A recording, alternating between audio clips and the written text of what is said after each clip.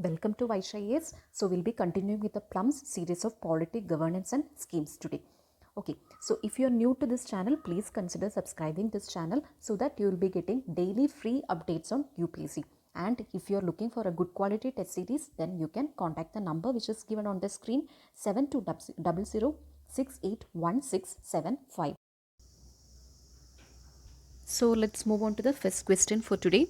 So the first question reads, the basic structure theory of the Constitution of India. Okay, so the stress of the question is upon the basic structure of the Constitution. So it implies that, and 4 options are given. So this is a fairly easy kind of question. Okay, so at this point of time, what I want to tell you is that when you're going to write the prelims on May 28th, first you have to go for the round 1. Okay, round 1, go for the round 1 and pick up the most easiest 30 to 33 questions. Okay, 30 to 33 questions will be easy or solvable out of the knowledge. Okay, so please pick that questions. So out of panic, you may not be able to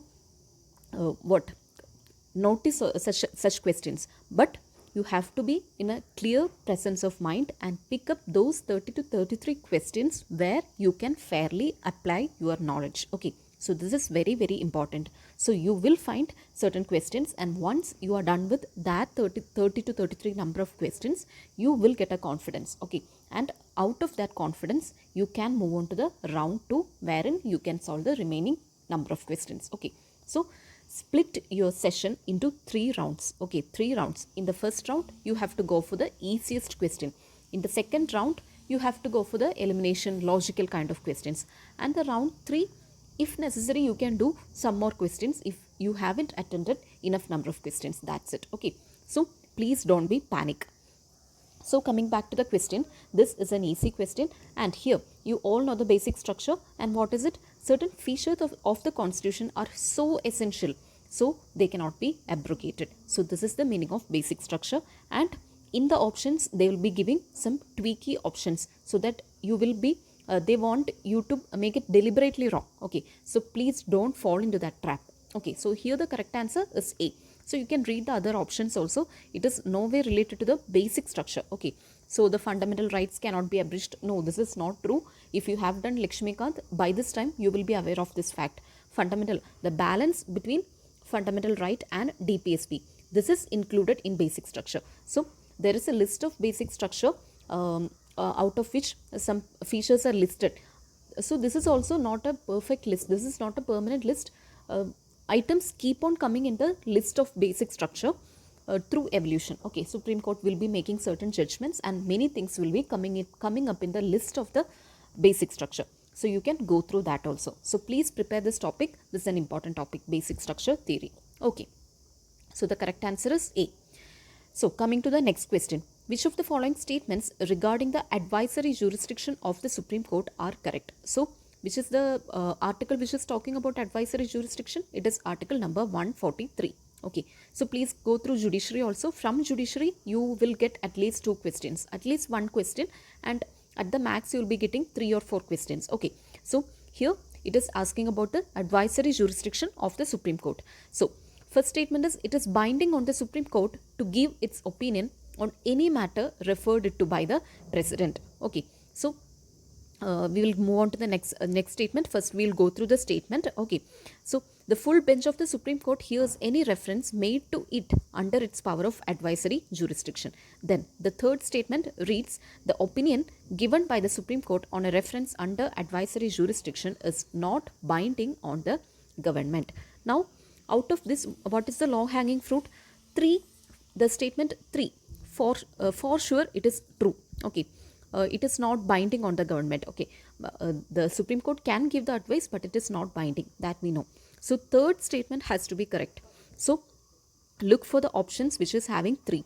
So in B and C we are having 3. Okay, so the answer has to be somewhere between B and C. So which is varying 1 and 2. So check the 1 and 2. Okay, so 1, it is binding on the Supreme Court to give on any matter referred to by the President. And C says, second statement, the full bench of the Supreme Court hears any reference made to it under its power of advisory jurisdiction. No, 2 is not true. Okay, and 1 is true. So if the President asks For a reference, the Supreme Court is bound to give it. That we know. That is clear constitutional provision. So, the correct answer comes out to be 1 and 3, and the answer is B. Okay.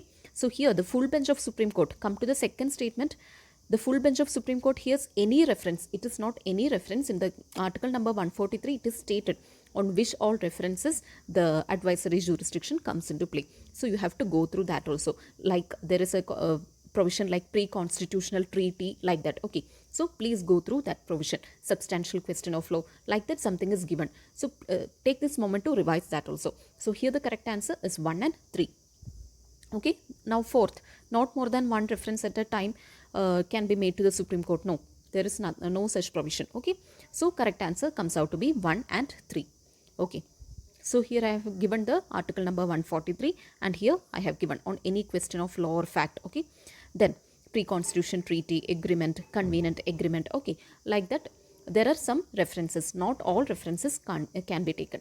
Okay. Now, come to the next question. Who among the following are appointed by the President of India? It's a previous year question, influenced by previous year question. So, here the appointments of President, from the part of President you will get for sure one question. Okay. So, please don't skip that portion. From President there will be one question. Okay.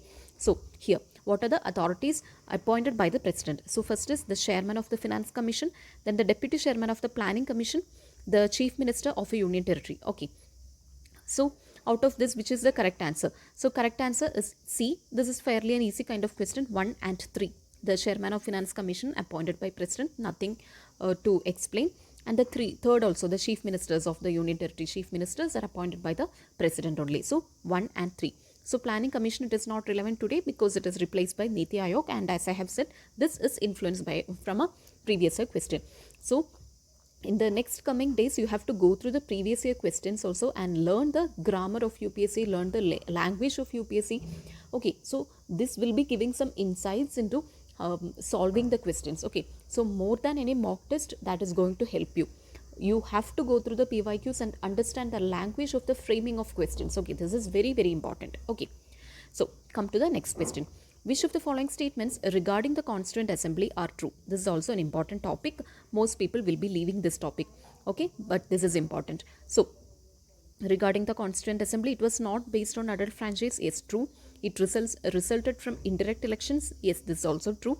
And it was a multi-party body. True. And it worked through several committees. For sure, a correct statement. Okay, so 4 is true anyway. 4 is for sure true. Okay, so you can actually guess the answer between C and D, either C or D. So, out of the options, all are correct statements only. So, I needed to give this question to give you some information about the Constituent Assembly also. So, please revise the portion if possible also. Okay, so go to the Constituent Assembly part and revise the important portions from the Constituent Assembly and the evolution. That is important. Okay, just a framework is enough. With these points only you can answer the question, but to get a conceptual clarity, I recommend you to go to the Constituent Assembly portion and revise that. Okay, so here all the statements are correct. The answer is D. Now come to the next question. Which one of the following is incorrect? Incorrect in respect of the parliamentary control over the budget. Okay, so parliamentary system of government, ours is a parliamentary form of government. So, first statement, Parliament has no say in the preparation of the budget. By common sense, you can eliminate this statement straight away. This is the incorrect statement. Okay, so if you have a common sense by this time, you should eliminate this statement. How can this be possible? In a parliamentary form of government, and for an important thing like budget, how can a parliament don't have a say? How is it possible for the parliament to not have a say in an important topic like a budget? Okay, so this is for sure incorrect. So even if you don't know the other 3 statements, you can mark this answer. Okay, so this is an easy question. So the incorrect statement is A. And your duty for today is please analyze these 3 statements. These 3 statements are quite tricky statements. Please go and analyze this statement. And I have given some a statement here. This is very important statement. Okay, so Parliament can reduce the tax or abolish it. However, Parliament cannot increase the tax. This is the rule. Okay, and based on this, you have to analyze these 3 statements and make your own conclusions. Okay, so that will be like a revision also. So that's all for today. Thank you. That's the end of today's session. So we'll meet in the next week in the next episode. Until then, stay tuned. Thank you.